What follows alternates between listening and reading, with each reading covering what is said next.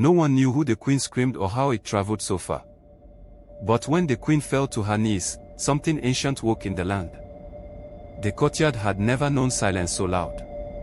After the queen's piercing wail filled the palace, it was as if the air refused to move. Even the birds stopped. Then, from somewhere deep within her spirit, the queen screamed again, but this time, it wasn't just grief. It was power. It was old. It was bloodline. It was bond. I am one with him, she cried. He carries my soul. My son is mine, and I am his. Bring him back or take my breath with him. Those who heard it said it was not just a mother's cry. It was like the land listened. The skies darkened slightly.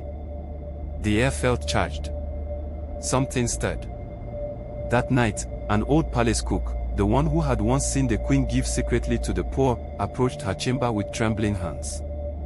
My queen, he said in a whisper, there is someone who may help, but it comes at a cost.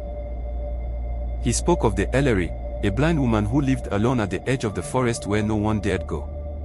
She was feared. They called her mad.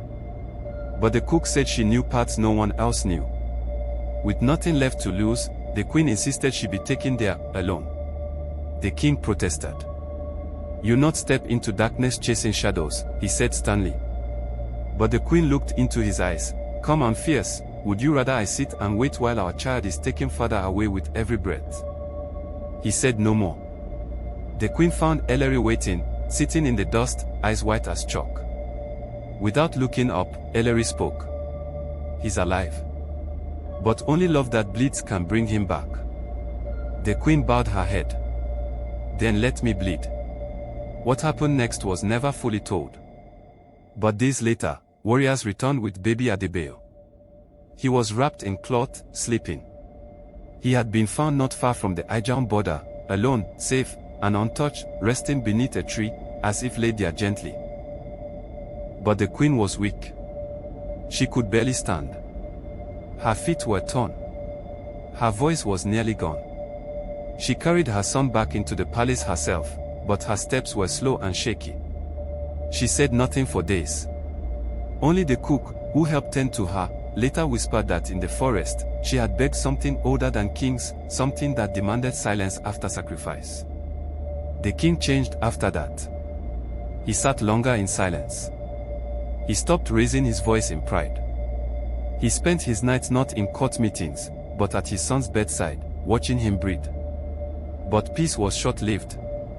One moonless night, a scout arrived, half running, half crawling, covered in dust and leaves. His voice cracked when he spoke. "The Ijaun, they march here now. With fire in their hearts. They say the child was theirs. That his return was theft." Everyone froze again. The queen stood quietly, holding her child. "We did not take him," she said softly. "But now we must decide what we are willing to give. To keep him."